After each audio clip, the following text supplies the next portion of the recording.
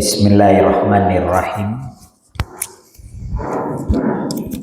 Assalamualaikum warahmatullahi wabarakatuh.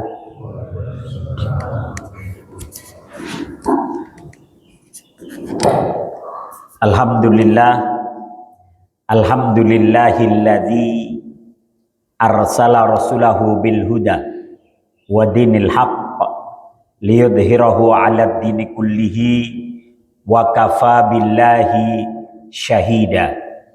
Asyhadu an la ilaha illallah wahdahu la syarikalah wa asyhadu anna Muhammadan abduhu wa rasuluhu la nabiyya ba'da.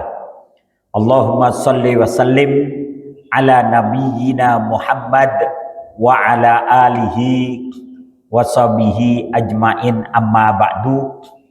Bapak-bapak dan ibu-ibu yang dirahmati Allah Subhanahu wa taala, alhamdulillah pada pagi hari ini kita mengawali kehidupan kita dengan beribadah, bermunajat kepada Allah Subhanahu wa taala, dilanjutkan dengan mendengarkan tausiah sampai waktu syuruk tiba. Mudah-mudahan duduk dan hadirnya kita di tempat yang mulia ini senantiasa menjadi pemberat timbangan amal baik kita nanti yaumul qiyamah. Amin ya rabbal alamin. Salawat dan salam senantiasa tercurah kepada Nabi Allah Muhammad sallallahu alaihi wasallam, kepada keluarga, para sahabat dan para pengikut beliau sampai akhir zaman nanti. Bapak-bapak dan ibu-ibu yang dirahmati Allah Subhanahu wa taala, kita berada di awal tahun 2026. Maka setiap terjadi pergantian tahun, maka setiap itu pula kita diingatkan oleh Allah bahwasanya usia kita makin bertambah, tapi jatah hidup kita makin berkurang. Dengan adanya pergantian tahun, baik itu tahun Hijriah ataupun tahun Miladiah, memudahkan kita untuk lebih mengetahui usia dan waktu yang kita miliki. Ya, maka di antara yang dibicarakan oleh Allah adalah wal asr, demi waktu. Karena waktu ini kalau sudah berlalu, dia tidak akan kembali lagi. Ya, jadi waktu ini kalau sudah berlalu, dia tidak akan kembali. Maka tema kita pagi hari ini adalah bijaksana dalam mengatur waktu atau bijaksana dalam manajemen waktu. Allah Subhanahu wa taala menyatakan dalam Al-Qur'an, am hasiballadzina ijtarahu as-sayyiati an naj'alahum kalladzina amanu wa amilus shalihat sawa'an mahyahum wa mamatuhum sa'a ma yahkumun. Ya. Kata Allah Subhanahu wa taala dalam Al-Qur'an dalam surat Al-Jasiyah ayat 21, Allah menyatakan am hasibal, apakah orang-orang yang berbuat kejahatan itu menyangka bahwa kami akan menjadikan mereka seperti orang yang beriman dan mengerjakan amal soleh. Ya. Jadi apakah orang-orang yang berbuat jahat, berbuat dosa, berbuat maksiat, mereka menyangka bahwa kami akan menjadikan mereka seperti orang beriman atau seperti orang yang beramal soleh, yaitu sama antara kehidupan dan kematian mereka. Ya.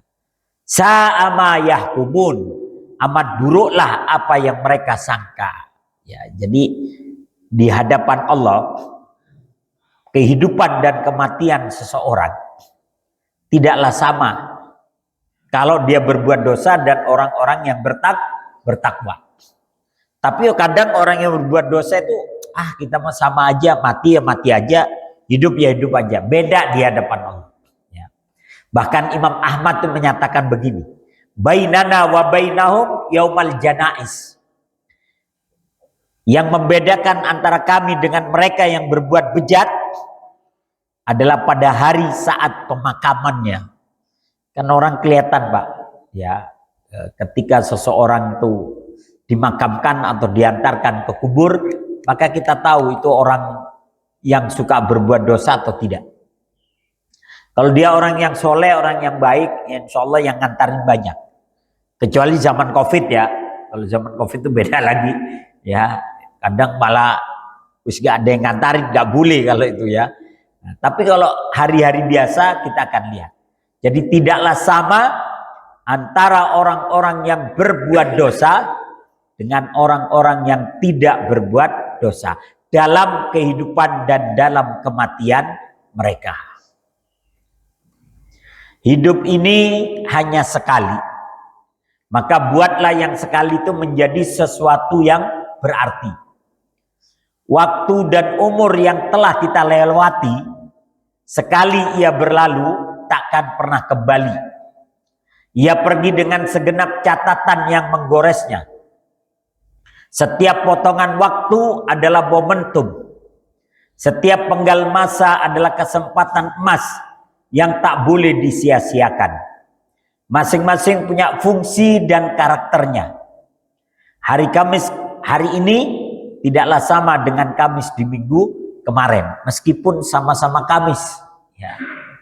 Tapi akan berbeda momentumnya, ya. Dan pada akhirnya langkah yang kita tempuh, jalan yang kita tapaki akan menjadi sebuah kenangan. Maka pastikan langkahmu menjadi sebuah kenangan yang indah buat dirimu dan orang lain.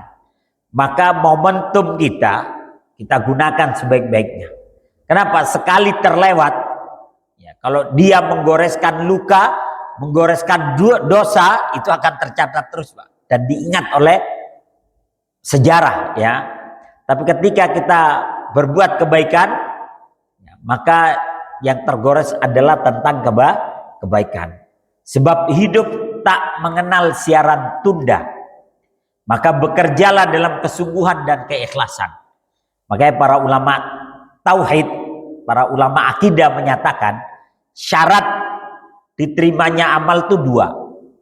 Yang pertama keikhlasan lillahi ta'ala, karena Allah. Yang kedua ittiba'ur rasul, itu kalau dalam ibadah. Kalau dalam muamalah memang kalian lebih tahu dalam urusan dunia kalian, kata Nabi. Tapi dalam berbuat kebaikan, apapun itu, ibadahkah atau muamalah, maka pondasi dasarnya adalah keikhlasan. Ya. Sekali waktu yang telah berlalu takkan pernah kembali. Setiap detik yang bergeser dari jam tangan kita telah menjadi sesuatu yang lampau. Ia pergi dan kita masih di sini dengan sejuta persoalan yang membelenggu kita. Maka seorang penyair pernah berkata, "Ma min yaumin yanshaqu fajrahu illa wa yunadi, ya ibna adama, ana khalqun jadidun wa alayya amaluka syahidun, fatazawwad minni fa inni idza madaitu la a'udu ila yaumal qiyamati." Ya. Tidaklah fajar hari ini terbit.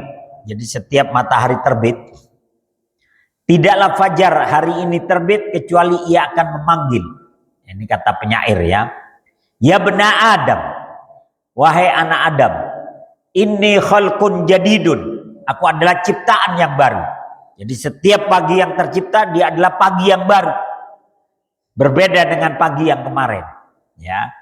Aku adalah ciptaan yang baru dan aku akan menjadi saksi atas setiap perbuatanmu hari ini, ya. Maka mintalah bekal kepadaku. Maksudnya gunakan hari ini dengan sebaik-baiknya. Karena bila aku telah berlalu, aku tak akan kembali hingga hari kiamat. Jadi hari ini kalau sudah berlalu tak akan kembali lagi sampai hari kiamat. Kalau minggu depan ada hari Minggu lagi, itu berbeda dengan minggu ini. Kalaupun minggu depannya ada lagi hari Minggu, itu berbeda dengan hari ini. Ya. Maka setiap hari yang telah berlalu takkan kembali manajemen waktu ala Rasulullah Shallallahu Alaihi Wasallam. Saking pentingnya waktu sampai-sampai Rasulullah Shallallahu Alaihi Wasallam bersabda, wal asr, innal insana lafi khusrin, illal ladina amanu wa amilus solihat wa tawasaw bil haqq wa tawasaw bis sabr.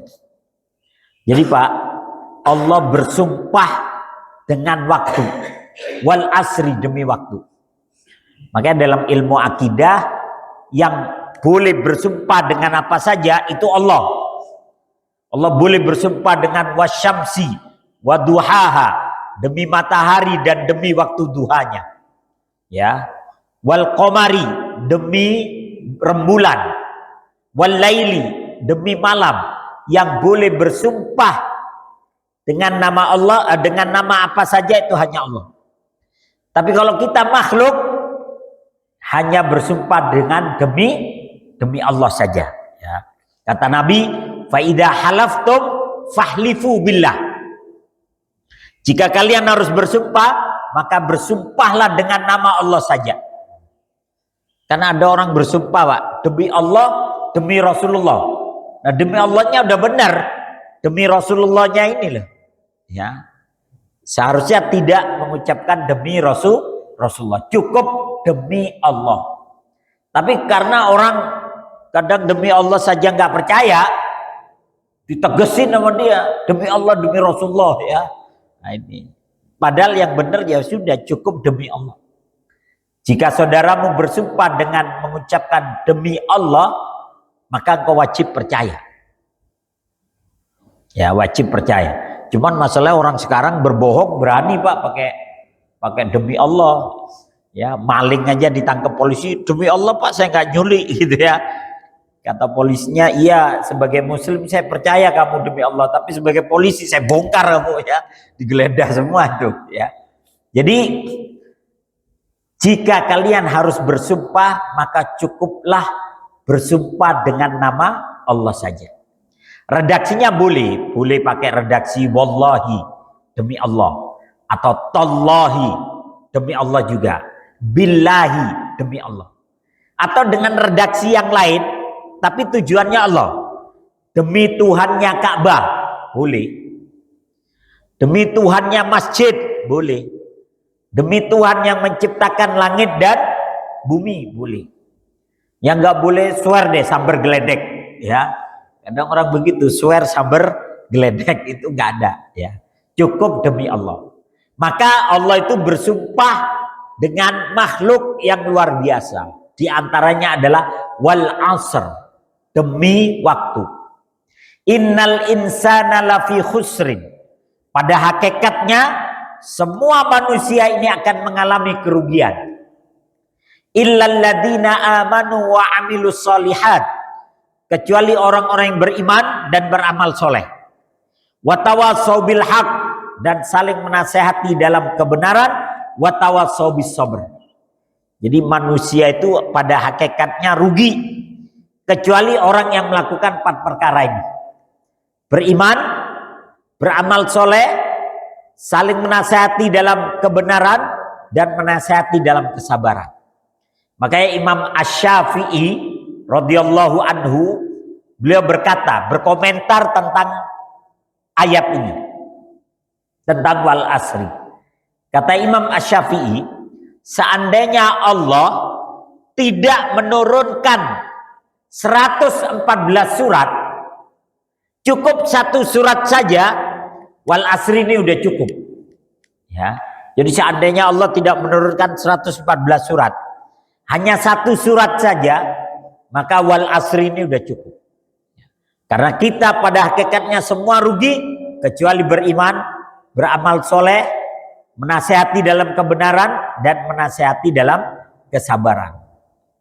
Dulu waktu kita di MI, Pak, ya, di MI, Madrasah Ibtidaiyah di kampung. Dulu saya di MI-nya itu MI Kahasri, ya. Dulu saya nggak tahu Kahasri itu apaan. Gak taunya Kahasri itu kependekan, Pak, singkatan. Kepanjangannya adalah Kahasri itu Kiai Haji Hasyim Asy'ari, ya. Jadi dulu waktu kita SD gak tahu Kahasri apaan Kahasri. Gak taunya Kiai Haji Hasyim Asy'ari. Nah, di MI itu, Pak, setiap mau pulang kita suruh baca surat ini, Pak. Sehingga kita dari SD itu udah hafal. Gak tahu zaman bapak-bapak ngapalin gak, Pak? Ngapalin, Pak, ya. Jadi emang dari kecil udah dihafalin kita. Wal asri innal insana lafi khusrin. Dulu nggak paham, pokoknya baca aja. Setelah kita kuliah, kita belajar, baru kita tahu kenapa guru-guru kita itu mewajibkan kita hafal tentang al-asr ini. Ya. Kenapa? Karena waktu itu tidak pernah kembali. Wal asri, demi masa atau demi waktu. Innal insana lafi khusrin. Sesungguhnya manusia itu benar-benar dalam kerugian. Illal ladzina amanu wa amilus solihat. Kecuali orang-orang yang beriman dan beramal soleh. Wa tawassaw bil haq, dan saling menasihati untuk kebenaran dan kesabaran. Maka dalam kitab Biharul Anwar, para ulama menyebutkan, ada yang menyebutkan ini hadis Nabi, tapi setelah saya teliti, ternyata ini perkataan para ulama, ya. Di mana disebutkan di sana yang bagi lil aqil idza kana aqilan ayyakuna lahu arba'u sa'at minan nahar sa'atun yunaji fiha rabbah wa sa'atun yuhasabu fiha nafsah wa sa'atun ya'ti ahlal ilmu alladhi yansurunahu fi amri dunyahu wa yansahunahu wa sa'atun yakhli baina nafsihi wa laddatihi min amri dunya fima yahillu wa yahmadu, ya. Disebutkan dalam kitab Biharul Anwar, ya. Dan kalimat ini sebagiannya menganggap hadis Nabi, ya. Tapi saya lebih yakin ini adalah perkataan para ulama berdasarkan surat Al-Asr tadi, ya. Yang bagi lil akil, sepantasnya seorang berakal itu membagi waktu siangnya menjadi 4 bagian. Jadi membagi 4 siangnya menjadi 4 bagian. Dan pagi itu dimulai dari fajar begini, ya, dimulai dari fajar, dimulai dari subuh. Maka Allah menyatakan was-subhi idza tanafas, demi subuh apabila dia bernafas. Jadi ciptaan Allah yang tidak mempunyai roh, tidak mempunyai bentuk, tapi dia bernafas, itu adalah subuh hari. Was-subhi idza tanafas, demi subuh apabila dia telah bernafas. Maka subuh adalah awal kehidupan bagi seorang mukmin. Napas kehidupan seorang mukmin diawali dari subuh. Makanya Pak, subuh itu dianggap udara yang sangat bersih. Karena udara subuh itu tidak bercampur dengan kemunafikan dan kefasikan. Kenapa? Karena orang-orang munafik gak bisa bangun subuh, Pak. Dan orang-orang yang fasik gak bisa bangun subuh. Maka subuh itu adalah waktu yang paling segar sekali. Karena tidak tercampur dengan nafas kemunafikan dan nafas kefasikan. Makanya Allah menyatakan was-subhi idza tanafas, demi subuh apabila dia bernafas. Dan awal kehidupan seorang muslim diawali dari subuh. Maka bersyukurlah kalau subuh orang masih bisa ke masjid, apalagi masih bisa mendengarkan tausiah. Setidaknya 4 perkara ini akan masuk insya Allah, ya. Ya, disebutkan yang bagi lil akil ayyakuna lahu arba'u sa'at. Sepantasnya seorang yang berakal itu membagi waktunya menjadi 4 bagian.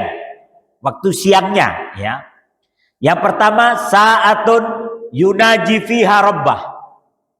Waktu yang pertama adalah waktu untuk bermunajat kepada Tuhannya. Dan alhamdulillah kita mengawali pagi kita, subuh kita dengan beribadah, bermunajat kepada Allah.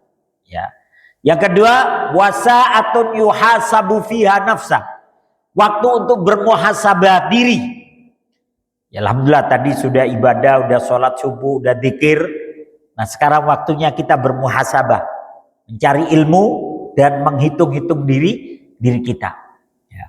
Wasa'atun, ya, dan waktu untuk menuntut ilmu. Menuntut ilmu itu bisa kapan saja, bisa pagi, bisa habis duhur atau sebelum duhur, atau mungkin setelah asar, ya, dan sebagainya. Pokoknya ada waktu dalam sehari itu di mana kita menuntut ilmu. Ya. Kemudian wasa'atun, dan waktu untuk mencari nikmatnya dunia yang halal dan terpuji. Ya, waktu mencari nafkah, waktu menikmati kehidupan, waktu untuk, ya, kalau kata orang sekarang tuh, ya, healing, happy dan sebagainya lah. Jadi dalam sehari itu jangan sampai kita kemudian melupakan urusan dunia kita. Karena kita perlu makan, kita perlu minum, ya, kita perlu, ya, ketemu dengan banyak orang dan sebagainya. Maka waktu yang pertama yang harus dimiliki oleh seorang mukmin adalah sa'atun yunaji fiha rabbah. Waktu untuk bermunajat kepada Tuhannya. Karena tujuan penciptaan manusia sebagaimana disebutkan oleh Allah Subhanahu wa taala, ya, tujuan diciptakannya manusia adalah qul inna sholati wa nusuki wa mahyaya wa mamati lillahi rabbil alamin. Ya. Katakanlah sesungguhnya salatku, ibadahku, hidupku dan matiku hanyalah untuk Allah, Tuhan semesta alam. Jadi tujuan Allah menciptakan manusia untuk ini, Pak. Menjadikan Allah satu-satunya sesembahan atau tujuan dalam kehidupan kita. Ya. Kemudian seseorang yang tujuan hidupnya hanya untuk Allah, jadi arahannya semua karena Allah lah. Mereka lah orang-orang yang ikhlas. Jadi orang-orang yang ikhlas itu tujuannya Allah, pamrihnya kepada Allah, minta balasannya kepada Allah. Kan orang suka bilang, oh, orang ikhlas itu rame ing pamrih, sepi rame ing gawe, sepi ing pamrih. Ya, orang ikhlas itu kerjanya giat, nggak mau balasan. Salah itu kerja bakti itu. Ya, orang ikhlas itu dia giat, dia berusaha, tapi tetap dia minta balasan. Tapi balasannya hanya kepada Allah. Minta balasannya hanya kepada Allah. Itulah orang-orang yang ikhlas. Jadi orang yang ikhlas itu bukan berarti dia nggak minta balasan. Minta. Orang ikhlas itu minta dibalas oleh Allah. Ya. Kalau dia bersedekah, minta oleh Allah dibalas 10 kali lipat, 100 kali lipat, bahkan 700 kali lipat. Kalau dia beribadah atau apapun dan sebagainya, dia mengharapkan surganya Allah. Ya, dia mengharapkan surganya Allah. Kata Nabi, mintalah surga Firdaus. Kita ini suka terjebak pada pemahaman sufi-sufi atau tasawuf gitu, Pak. Kalau orang beribadah minta surganya Allah itu pedagang, nyari untung. Lah memang disuruh nyari surga kok kita. Allah sendiri bilang jannatin, jannatin, jannatin, surga, surga. Ya. Bahkan kata Nabi, kalau kalian harus minta surga, mintalah surga Firdaus. Surga yang tertinggi di antara semua surga. Ya kalau nggak dapat surga itu kan 100 tingkatan, Pak, ya. Kalau nggak dapat Firdaus tingkatan 100, ya dapat 90 kan alhamdulillah, Pak, ya. Dapat tingkatan 80 alhamdulillah. Jangan nanti kita nggak jelas seperti sebuah syair yang mengatakan, ilahi lastu lil firdausi ahla wala aqwa 'alan naril jahim. Ya memang ini syairnya sufi sih, nggak ada masalah kalau dengan sebuah syair, ya. Tapi kalau dalam masalah akidah, ya kita harus minta surga. Kalau syair itu kan ilahi lastu lil firdausi ahla. Ya Allah, saya itu nggak pantas ke surga. Tapi saya juga nggak kuat ke neraka. Malaikat kan bingung, lu maunya kemana? Ya, ke surga nggak pantas katanya, ke neraka nggak kuat. Lu maunya kemana? Kita harus tegas. Saya minta surga ya Allah. Ya, pokoknya saya berusaha minta surga. Selamatkan saya dari api neraka itu. Ya. Nah, tapi kalau dalam syair itu nggak apa-apa, Pak. Syair itu kan keindahan kata-kata, bukan masalah benar salahnya, tapi masalah keindahan kata-kata. Makanya kaidah dalam syair, kaidah dalam majaz mengatakan begini: khairul adab agdabuha. Sebaik-baik syair yang paling dusta, ya. Sebaik-baik syair itu yang paling dusta. Contoh ini Pak ya, demi cintaku padamu, lautan api aku renangi. Kan bohong itu Pak. Ya. Demi cintaku padamu, lautan aku selami. Ya. Padahal kalau mau jujur ya, demi cintaku padamu, selokan saya lompati. Itu lebih jujur Pak. Cuman nggak indah. Masa cuman selokan gitu ya. Maka dibuat lebih indah lagi. Lautan api aku renangi. Kalau suruh berenang beneran di lautan api ya nggak mau lah Pak. Nah, itu makanya kan ada kaidah mengatakan khairul adab agdabuha. Sebaik-baik syair adalah yang paling dusta, ya, yang paling dusta. Kan ada wah suaramu membelah bumi, ya. Suaramu membelah bumi mana ada. Tapi itu indah. Ya kalau suaramu sember dipukuli kita lah ya. Tapi kalau suaramu membelah bumi, suaramu menggelegar bak guntur, nah itu ya. Nah, ini. Jadi orang-orang yang ikhlas adalah orang yang kembali kepada Allah, mengharap kepada Allah, meminta balasannya dari Allah. Mereka lah orang-orang yang menghibahkan hidupnya untuk kepentingan Allah.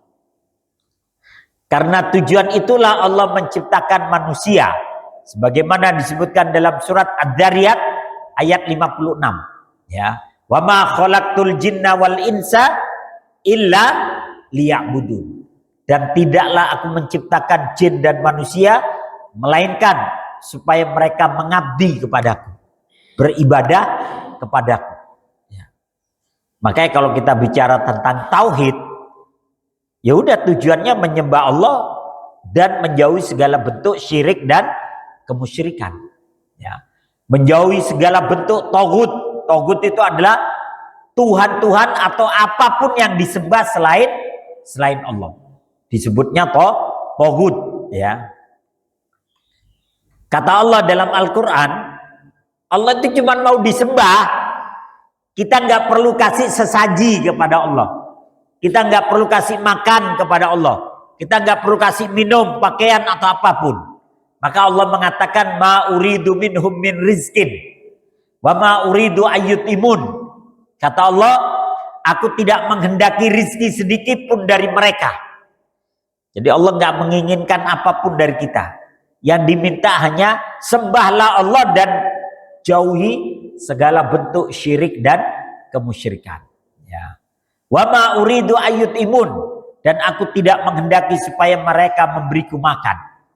Jadi tugas utama seorang mukmin adalah memberikan sebagian waktunya untuk bermunajat kepada Allah. Ya paling tidak kita sehari semalam tuh Pak, minimal 5 kali kita bermunajat. Subuh, zuhur, asar, maghrib, dan Isya. Minimal itu kita lakukan dalam sehari semalam. Itu seminim-minimnya lah 5 waktu. Syukur-syukur masih ada waktu untuk ngaji, syukur-syukur ada waktu masih untuk baca Quran, syukur-syukur ada waktu untuk ya ibadah yang lainnya. Ya. Kedua, seorang mukmin hendaknya dia meluangkan waktu untuk bermuhasabah diri, menghitung-hitung diri kita. Apalagi kita di awal tahun ini, ya kita hitung-hitung tahun 2025 lebih banyak dosanya atau lebih banyak pahalanya. Tahun 2025 kemarin lebih banyak maksiatnya atau lebih banyak taatnya? Tahun 2025 kemarin lebih banyak baiknya atau lebih banyak buruknya? Nah, itu muhasabah, ya. Kata Umar, hasibu anfusakum qabla an tuhasabu, ya. Umar bin Khattab itu, Pak, sahabat yang masuk Islamnya agak terlambat. Dia masuk Islam itu di tahun kelima. Jadi setelah 5 tahun kira-kira Rasulullah jadi nabi, Umar baru masuk Islam, ya. Jadi agak terlambat. Tapi Umar ini termasuk sahabat yang suratul khotir. Suratul khotir itu cepat tanggap, ya. Kan ada orang kalau ada sesuatu roboh tiba-tiba refleks, nah, itu suratul khotir. Ada orang rebahan, tiba-tiba ada papan jatuh gitu, dia langsung pindah, itu suratul khotir. Langsung feelingnya cepat. Kan ada orang ada sesuatu robot tetap aja diem sampai ketimpa gitu, ya. Tapi Umar ini suratul khotir. Bahkan Nabi itu memuji Umar begini, lau kana min ba'di nabiyyun lakana Umar, ya. Kalau setelahku ada nabi, Umar itu yang lebih layak. Kenapa? Karena Umar suratul khotir, cepat tanggap dalam banyak hal. Ya, walaupun sahabat yang lain juga masing-masing punya punya kelebihan masing-masing. Cuman di antara yang paling banyak dikutip kata-katanya adalah Umar. Kata Umar, hasibu anfusakum qabla an tuhasabu, wazinuha qabla an tuzanu, watahabbu lil ardil akbar, ya. Kata Umar bin Khattab, hasibu anfusakum qabla an tuhasabu, hendaklah kalian menghisap diri kalian, menghitung-hitung diri kalian sebelum kalian dihisap, sebelum diri kalian nanti pada hari kiamat dihitung, ya. Wazinu, dan timbang-timbanglah diri kalian sebelum nanti kalian ditimbang di padang mahsyar. Jadi kita disuruh menimbang-nimbang diri kita. Makanya kata Nabi Shallallahu Alaihi Wasallam, al-qayyis man dana nafsahu wa amila lima ba'dal maut. Kata Nabi, al-qayyis, orang yang cerdas, orang yang berakal, orang yang cerdik adalah orang yang mampu menimbang-nimbang dirinya.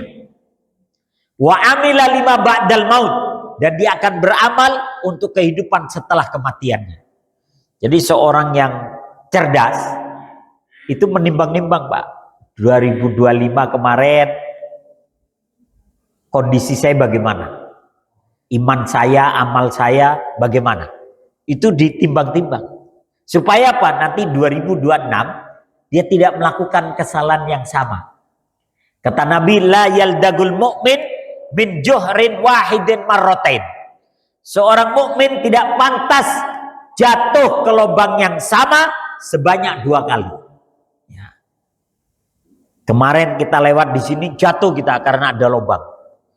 Besok lewat situ lagi jatuh lagi, gubluk, ya, tidak mengambil pelajaran. Lo kemarin jatuh lewat situ, lewat lagi jatuh lagi, dia nggak ngambil pelajaran, ya. Maka seorang mukmin dia ngambil pelajaran. Oh iya, kemarin saya lewat sini jatuh, berarti saya harus lewat agak ke sebelah sinian. Nah, seorang mukmin itu harus begitu, ya. Jadi seorang mukmin menimbang-nimbang dirinya. Kemudian kata Nabi dan kata Umar, ya, kata Umar, dan bersiap-siaplah untuk hari besar ditampakkannya amal. Maksudnya di padang mahsyar nanti amal-amal kita itu akan ditampakkan. Lil ardil ard, ya, ditampakkan, dipamerkan semua kebaikan dan keburukan kita, ya. Kemudian muhasabah atau menghitung-hitung diri pun akan mengantarkan mereka kepada gerbang pertaubatan. Jadi Pak, kalau kita itu sering menimbang-nimbang diri kita, menghitung-hitung diri kita, akan mengantarkan kita kepada pertaubatan. Kan banyak orang yang, aduh saya nih Dari mulai balik sampai sekarang kok kayaknya bejat melulu gitu ya. Jauh dari masjid, jauh dari ini, mulai timbang-timbang tuh.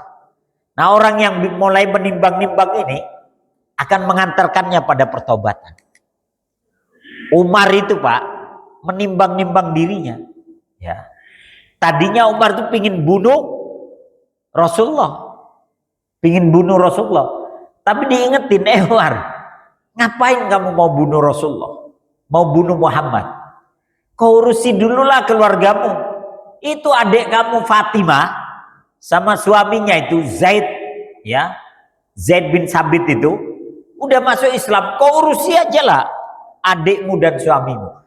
Mendengar itu Umar menimbang-nimbang, yang tadinya mau bunuh Nabi, ngapain saya bunuh Muhammad? Kalau keluarga saya sendiri masuk Islam, saya beresi dulu aja lah keluarga saya. Dia tidak jadi tuh dia ke rumah Nabi. Yang tadinya dia bawa pedang mau bunuh Nabi, gak jadi. Saya beresi dulu lah. Ditimbang-timbang sama dia. Apa kata orang nanti kalau saya bunuh Muhammad, kemudian adik saya sendiri masuk Islam? Saya beresin aja lah adik saya. Maka dia samperin tuh adiknya di rumahnya dengan suaminya Zaid bin Sabit ya. Maka kemudian namanya Said bin Zaid ya, namanya adik iparnya itu Said bin Zaid. Maka ketika itu Said bin Zaid dan istrinya Fatimah sedang belajar Al-Quran. Yang mengajarkannya adalah Khabbab bin Arad. Nah, ketika Umar mau mengetuk pintu rumah adiknya, Khabbab bin Arad itu sedang membacakan surat Toha. Ayat 1 sampai ayat 14. Toha ma anzalnal qur'ana litashqa. Toha, ya, kami tidak menurunkan Al-Quran ini agar kalian menjadi sengsara. Jadi kami tidak menurunkan Al-Quran ini agar kalian menjadi sengsara. Enggak. Ya, kemudian di ayat terakhirnya itu, sembahlah innani anallah la ilaha illa ana fa'budni. Sesungguhnya aku adalah Allah, tidak ada yang layak untuk disembah selain aku, maka sembahlah aku. Maka Umar itu di depan pintu rumah adiknya menimbang-nimbang dirinya itu. Iya ya, selama ini saya menyembah Tuhan yang saya buat sendiri, ya. Tuhan yang saya ukir sendiri, Tuhan yang saya buat sendiri. Malah kalau di perjalanan tuh Tuhan itu dalam bentuk makanan, kalau lapar juga saya makan gitu kan. Menimbang-nimbang tuh Umar. Maka akhirnya begitu Umar masuk, walaupun dia sempat mukulin Said bin Zaid ya, dan mukul adiknya juga, tapi akhirnya Umar mengatakan, coba apa yang kalian baca tadi? Akhirnya ditunjukkan, begitu dia baca surat Toha. Jadi Umar ini termasuk orang yang pintar membaca dan menulis. Jadi walaupun ketika itu masyarakat Quraisy banyak yang gak belajar baca tulis, Umar ini termasuk kelas menengah ke atas. Karena dia bisa baca dan tulis. Maka dia baca itu Toha ma anzalnal qur'ana litashqa. Terus dia baca, akhirnya kata Umar yang tadinya dia mau bunuh Nabi, sempat mukul adiknya juga, bagaimana cara saya masuk Islam? Ya, maka kata adiknya, beneran lu mau masuk Islam? Bener kata Umar. Jadi melalui pertimbangan Pak. Ya, pertimbangan itu adalah menghitung-hitung diri adalah gerbang pertobatan. Maka adiknya mengatakan, kau mandilah dulu dan ganti pakaianmu dengan pakaian yang terbaik. Akhirnya Umar mandi, kemudian ganti pakaian yang bagus. Dia datang ke rumah Nabi. Cuman dia lupa bawa pedang masih, ya. Jadi dikira oleh Hamzah mau bunuh Nabi. Jadi Hamzah ketika itu ada di rumah Nabi. Hamzah kan jawara juga, jagoan juga. Begitu Abu Bakar tahu itu Umar datang ke rumah Nabi tuh, ya. Kata Hamzah, biarin aja, nanti saya ngadepin. Hamzah sudah masuk Islam 3 hari sebelum Umar. Jadi Hamzah itu masuk Islam 3 hari sebelum Umar. Jadi Hamzah dulu masuk Islam, 3 hari kemudian Umar. Maka begitu Umar masuk, langsung Cengkewing Pak, kalau kata orang Jawa itu. Langsung dicengkewing kerah bajunya itu. Ya, mau ngapain kamu? Mau bunuh Nabi? Enggak, saya mau masuk Islam. Baru dilepaskan tuh oleh Hamzah. Jadi sempat didorong ke tembok gitu oleh Hamzah. Ya sama-sama jagoan Pak ya. Ya ibaratnya Mike Tyson sama Holyfield gitu ya. Jadinya mikir juga Umar. Nah, baru kemudian masuk Islam. Begitu Umar masuk Islam, ya, begitu Umar masuk Islam, dia datang mengatakan kepada Nabi, ya Rasulullah, siapa orang yang paling buruk perlakuannya terhadapmu? Kata Nabi, Abu Jahal. Disamperin tuh Abu Jahal Pak. Abu Jahal itu pamannya Umar dari jalur ibu.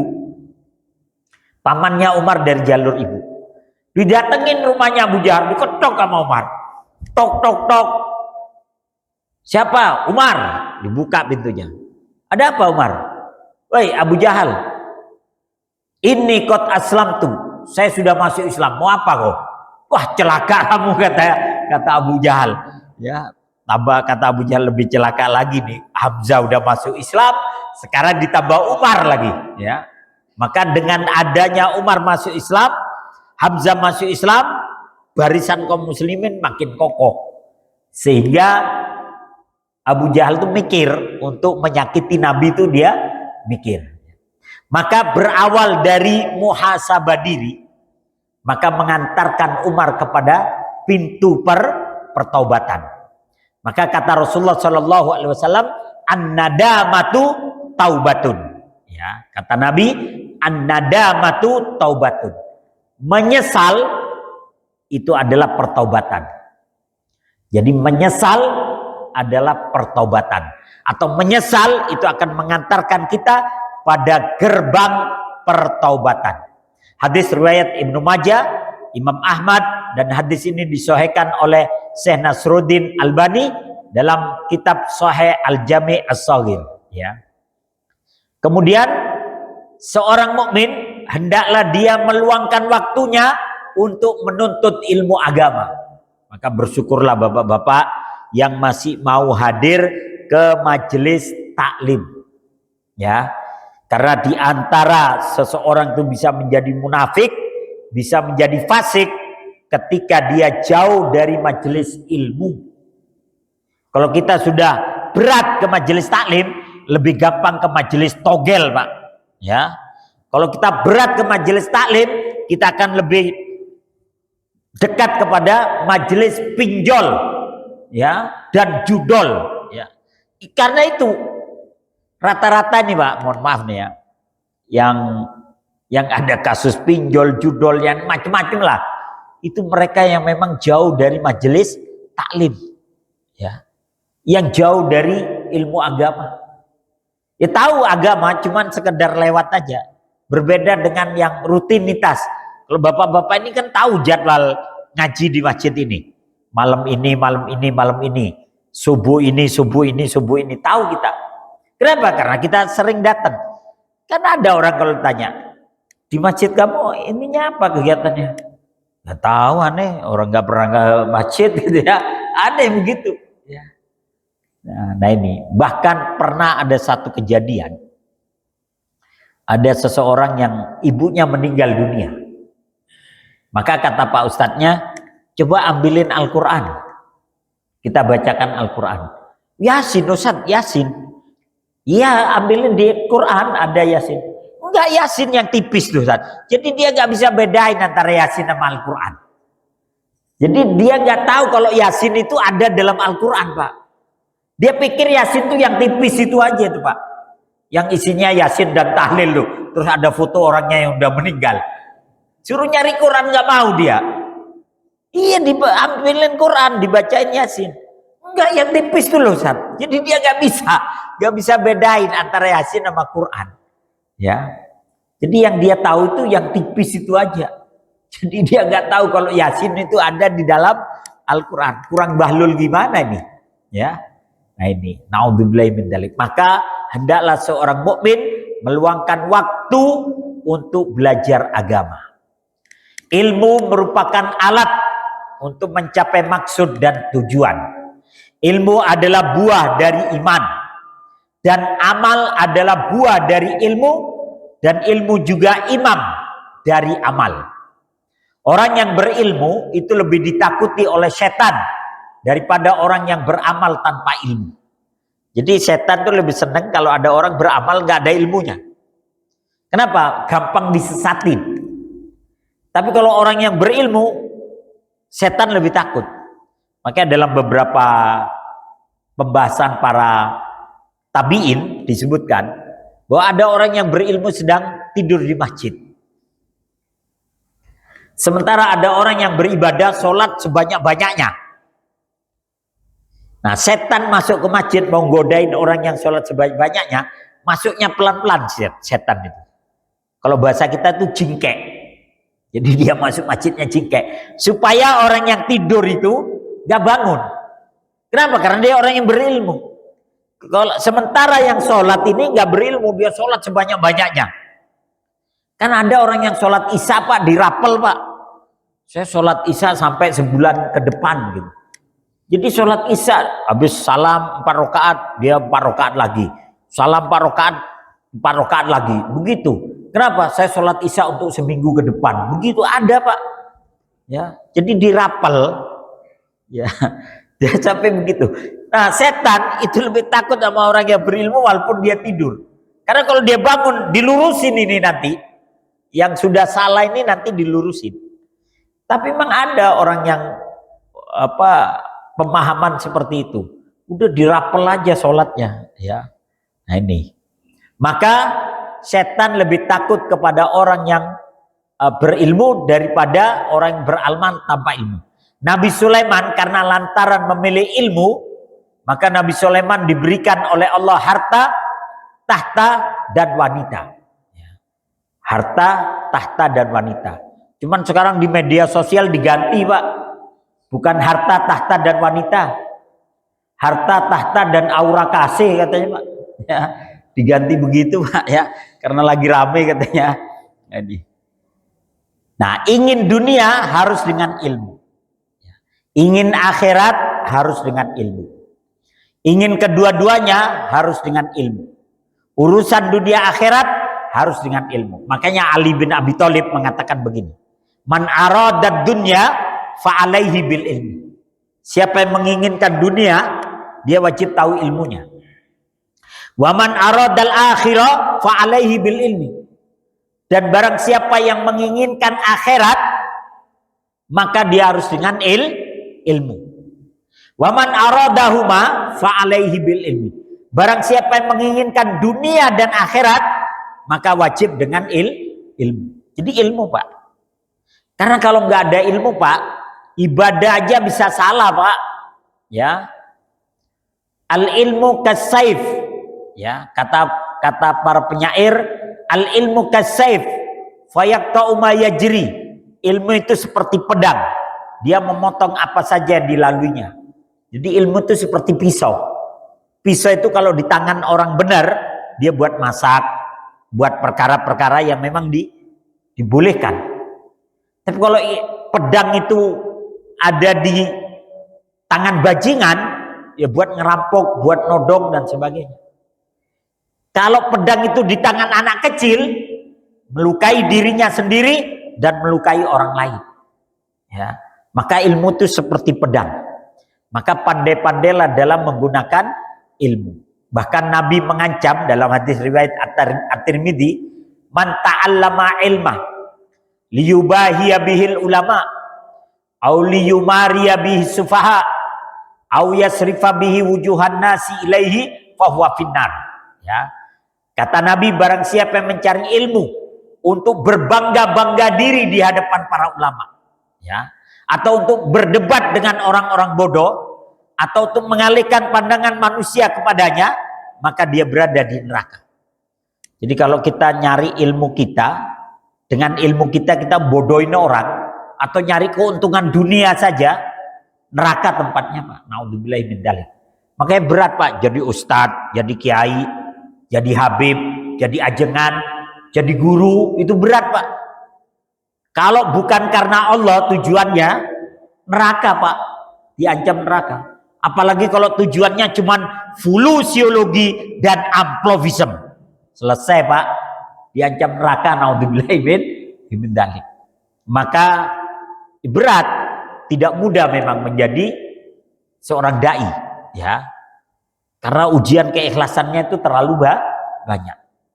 Maka ibadah tanpa ilmu pun bahaya. Bekerja tanpa ilmu juga bahaya. Ini contoh ibadah nggak pakai ilmu, Pak.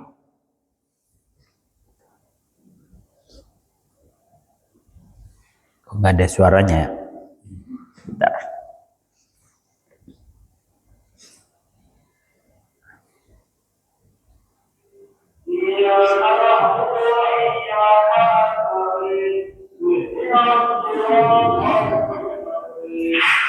Ya. Jadi beribadah tanpa ilmu, Pak, bahaya, Pak. Jadi udah benar. Jadi memang aturan fikih itu kalau kita sendirian di belakang, gak ada teman lagi, boleh kita narik yang tengah. Yang tengah tarik, menemani kita. Terus yang ini suruh bergeser begini. Jadi dia bergeser. Bener udah narik orang bener, cuman jangan ditempati juga, ditabok lah ya. Nah, jadi beribadah tanpa ilmu itu bahaya. Ya, beribadah tanpa ilmu bahaya. Kemudian berikutnya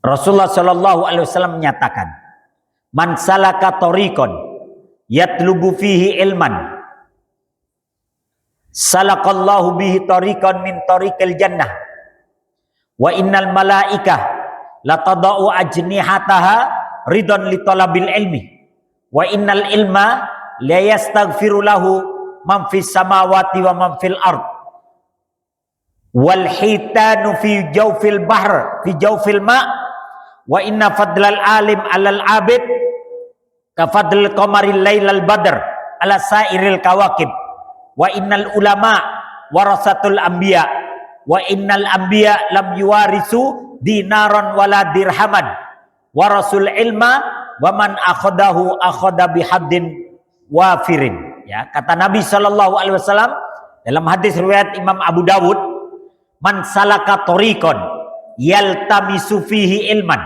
barang siapa yang meniti jalan untuk mencari ilmu, maka Allah akan mempermudah jalan ke surga.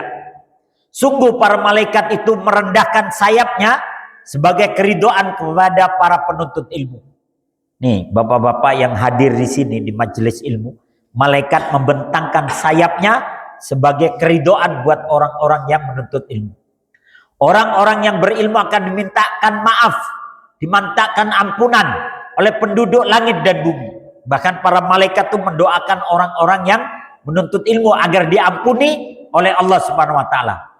Dan penduduk bumi pun akan mendoakan orang-orang yang menuntut ilmu. Bahkan kata Nabi, hattal hitan fi jawfil bahr, bahkan ikan yang ada di dasar lautan, mereka mendoakan orang-orang yang menuntut ilmu. Karena orang yang punya ilmu itu, Pak, dia tidak akan berbuat kerusakan. Ya, dia tidak berbuat kerusakan. Kalaupun dia harus menjala ikan, dia menjala dengan semestinya. Karena ada orang jala ikan pakai bom apa-apa itu, Pak, ya. Ada istilah apa, pukat harimau lah, ada apa. Yang itu kemudian merusak lingkungan. Ya, tapi orang berilmu tidak melakukan itu. Ya. Kelebihan seorang alim dibandingkan ahli ibadah seperti keutamaan rembulan pada bulan purnama atas seluruh bintang. Jadi, Pak, orang yang berilmu itu lebih luar biasa dibandingkan orang yang ahli ibadah. Ini kata Nabi.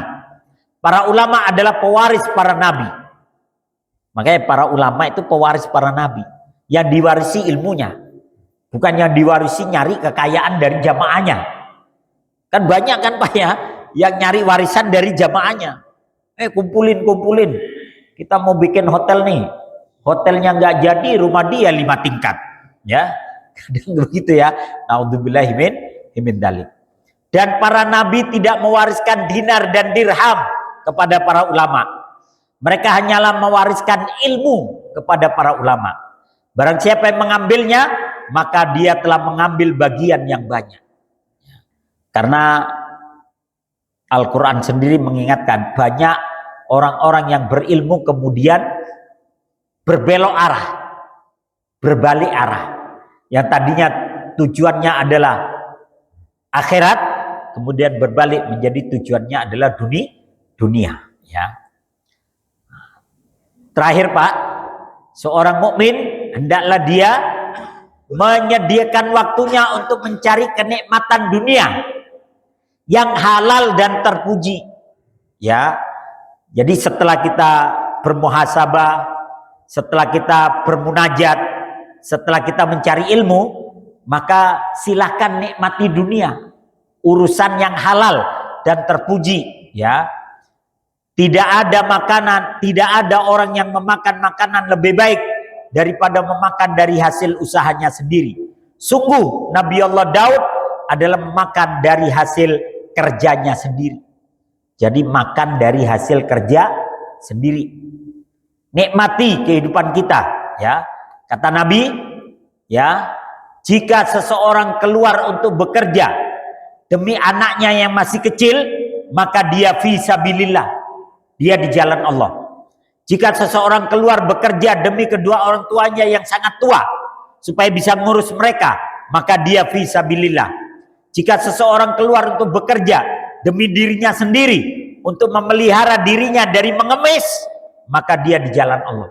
Jadi bekerja itu Pak, berjuang, berjihad di jalan Allah, ya. Maka setelah bekerja nikmati. Tapi kalau dia bekerja ria, ya, wa in kana kharaja yas'ari'an wa mufakharatan fa huwa fi sabilis syaiton, ya. Tapi kalau dia bekerja untuk ria, untuk berbangga-bangga diri, maka dia di jalan setan. Maka bekerjalah karena Allah dan nikmati hasil kerjanya. Bapak punya gaji besar, punya bonus banyak, makan yang enak boleh, gak dilarang. Yang penting tidak berlebihan. Ajak keluarga makan, sekali-kali ajak mereka ke restoran, sekali-kali ajak. Islam tidak melarang itu, nikmati. Bahkan kata Nabi, kata Imam Syafi'i, kalau ada seseorang mampu membeli kuda, tapi kemudian dia membeli keledai, kufur nikmat. Begitu Pak.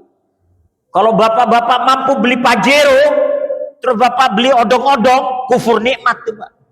Beli Pajero kalau memang ada, ya, nikmati makanan. Kan ada orang, duitnya banyak, ini banyak, makan pakai kerupuk doang, pakai kecap, ya.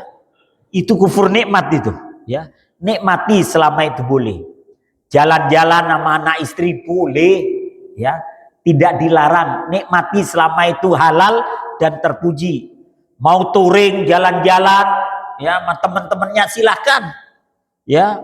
Kan ada kelompok-kelompok motor yang jalan, touring, gitu. Apa-apa. Yang penting lu jangan tinggalin sholat, ya. Pokoknya nikmati hidup selama itu halal dan terpuji. Jadi Islam tidak melarang kita menikmati hasil kerja kita. Itu aja yang dapat kami sampaikan. Mudah-mudahan ini manfaat. Saya kembalikan kepada MC. Atau langsung doa? Langsung doa aja ya, kita tutup dengan doa. Baik. Bismillahirrahmanirrahim. Alhamdulillahirabbil alamin. Wassalatu wassalamu ala Rasulillah wa ala alihi washabihi ajmain. Allahumma ij'al ijtima'ana hadza ijtima'an marhumah waj'al tafarruqana tafarruqan ma'suma. Rabbighfir lana wa liwalidayna warhamhuma kama rabbayana shighara. Allahumma la sahla illa ma ja'altahu sahla wa anta taj'alul hazna idza syi'ta sahla. Allahumma ya Razzaq, ya Mannan, ya Fattah, urzuqna rizqan halalan thayyiban mubarakan wa anta khairur raziqin. Rabbana atina fid dunya hasanah wa fil akhirati hasanah wa qina adzabannar. Wa sallallahu ala nabiyyina Muhammad walhamdulillahi rabbil alamin. Assalamualaikum warahmatullahi wabarakatuh.